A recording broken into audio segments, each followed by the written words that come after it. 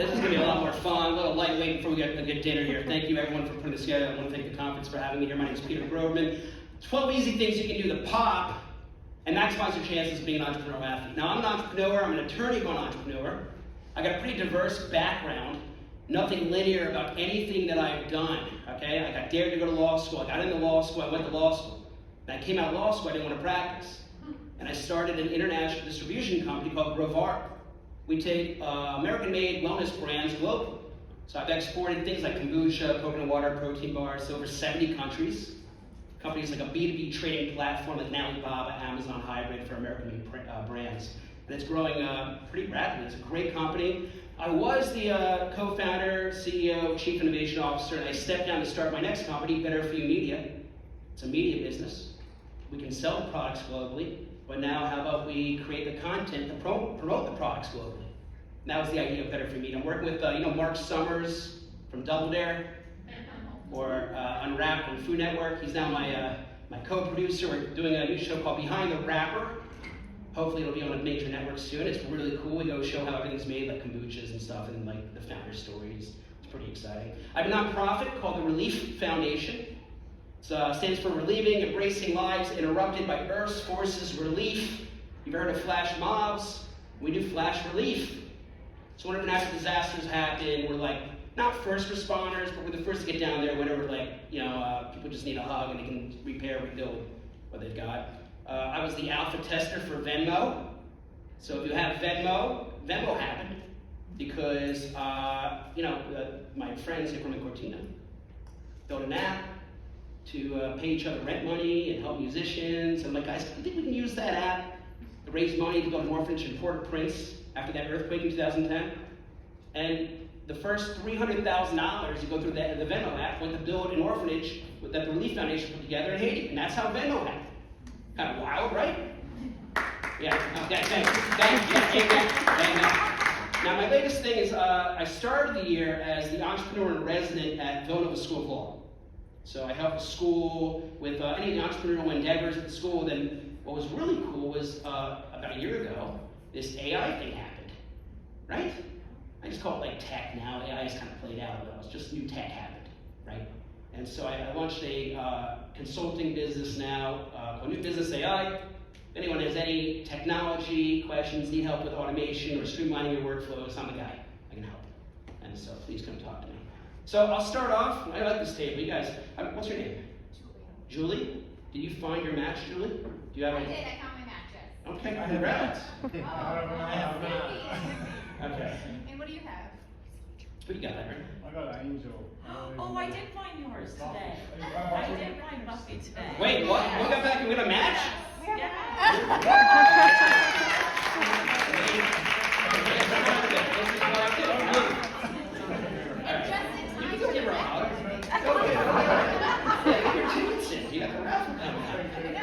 Don't go for the pickleball hat.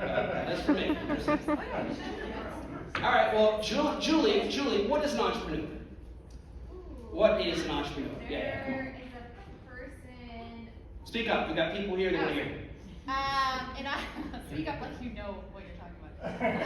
An entrepreneur is a person with a passion for changing something. Okay, that's good. Does anyone else have a good definition? Passion for changing something? Don't be shy. Come on. How about our match back there? What's your name? Angel.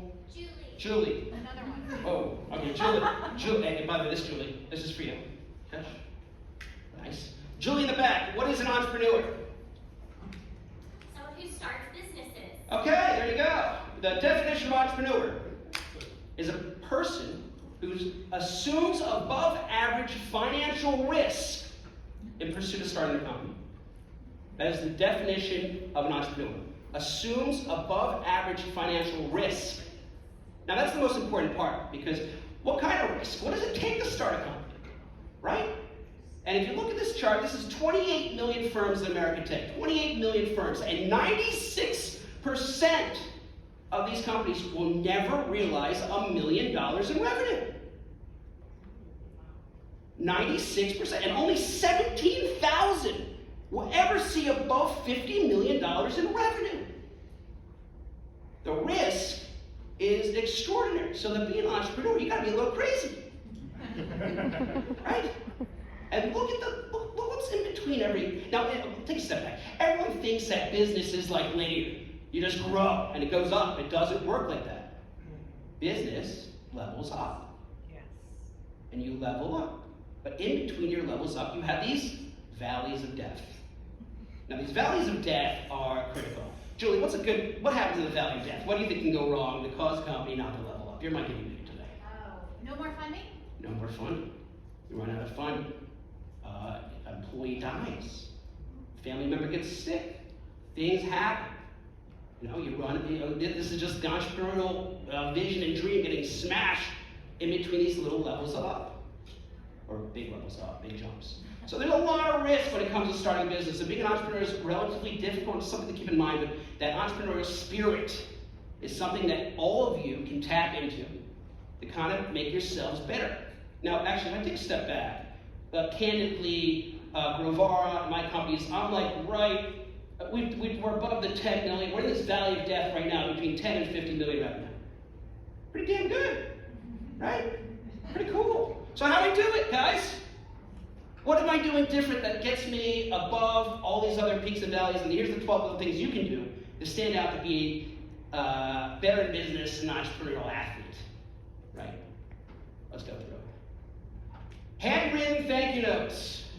Oh my God, it sounds so silly, but in 2023, a handwritten thank you note is better than any corporate gift you can give any of your employees. A personal letter, no one does it. And even better is if you do it and you put it in the mail and you send it to someone. And they get it in the mail. I have one friend who spray paints all his envelopes gold. And he puts it in the mail. And why does he do that? He does it because when you get the mail, you go to the mailbox, you open it up, it's the first thing they open up. Capture that attention. Pop! Right? That's how you pop. You stand out. Now, stationery is also really important too. Don't do it on a normal paper. No one wants a corporate letterhead either. My name's Peter. My stationery is like that big. Good card stock. On the top's a P. Like the 2 dashes on each side, handwritten. My handwriting sucks. People can't even read it. It doesn't matter. They get the letter and they're like, damn, he cares. And you build that social equity. Right? Social equity is more important, again, than any corporate gift. Number 2, using bold and underline in how you format your emails. How many of you got an email and you've opened the email and you're like, oh my God, I don't have time for this. And you look at it, it's draining sometimes. These emails, people just diatribe. And now with ChatGPT, they think they're all smart. They copy and paste, they put it in there. And you're like, oh, this guy didn't even write this. Right? All the time. So you gotta be considerate about other people's time. And what's the best way? You put your questions in bold, your important things underlined. Every email you have an ask, put your ask in bold. So when they open the email, it pops. People skim your emails anyway, so make it easier for them to skim your emails. Emphasize what's important. Think of your phone calls on Mondays and Fridays. Guys, I gotta tell you, it's my favorite part of the week. Monday between 9 and 10 and Friday between 4 and 5. I know. Because of you and that reaction. Because between 9 and 10 on Monday, what am I doing? I wake up, I call people. That entire hour I'm going through, and if I haven't talked to someone in like 2 or 3 weeks, I'll just call them. Because they don't want to start their week. They'd rather be distracted by me. And at the end of the week, between 4 and 5, they're dragging ass. You know, they're like, oh God, I can't wait. And then my phone rings, hey Pete, what's going on? I'm like, just checking in, saying hi. I don't even ask for anything. I just say hi. I was thinking of you. How was your week? What did you do this weekend? Little things that no one else does. That makes me pop. And they don't forget it. And whether or not they remember what I said, they know how I made them feel. Going into the weekend strong. Have a great weekend, Jim. Right? Pop. And they love it. And guess what? And then they'll send me a text, hey, thank you so much. I started my week so, and that really got me off to a good start. Makes sense, doesn't it? Having the courage to say yes, and also say no more, right? What I mean by that is like, being an entrepreneur, it's really scary. People call me and they pitch me ideas and things, And 9 times out of 10, I force myself, I'm gonna, no, I don't have time, I don't have the bandwidth, I can't. And it's scary to say yes, because then it's new frontier, new potential, but sometimes you gotta force yourself and you have the courage to say yes. And you gotta use that totality of circumstance understanding to really identify what is going to be the best utility of your time. But if you think there's an opportunity or potential, don't just say I'll get back to you, or say yes with courage and be bold about it. Because it could unlock and open up a door that you would never have had access to. I can't tell you, but even coming to this conference, I said yes. And look, here I am. I get to meet all you. Kind of fun. Being an active listener, I go everywhere with what a book. I take notes. You ever talk to someone and you're like, oh man, what? He didn't hear a single thing I said, right? She didn't. I'm just wasting air. Well, if you're talking to someone, they're taking notes, and they're not on their computer or taking notes on their phone. Don't do it with technology. Do it. Give people consideration, and you'll be surprised at the response. I pull out my book. I start taking notes. People are like, I gotta take notes too now, and they look for something to write on. It's kind of funny, but it's important, and it makes me unique. Because who does that? Active listening. Using what and how questions instead of why questions. Why did you get that wine before you came in here? It's been a long day. What was the impetus for getting that wine? Right? But you see the difference?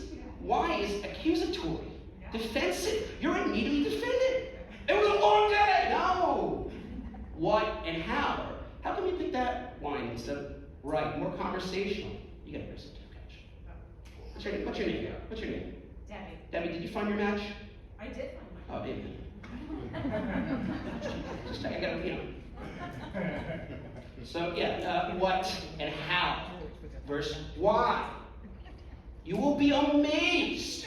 That little correction. If you take anything from here today, what and how instead of why. And you will be amazed at the response. And it forces patience too a little bit more, right? Your business cards. Oh man, what a miss for most people. Business cards are like, first off, as an entrepreneur, my logo is, I don't just make a logo, right? Logo is deliberate. The colors, the name, my website, my business card, I put a lot of time and energy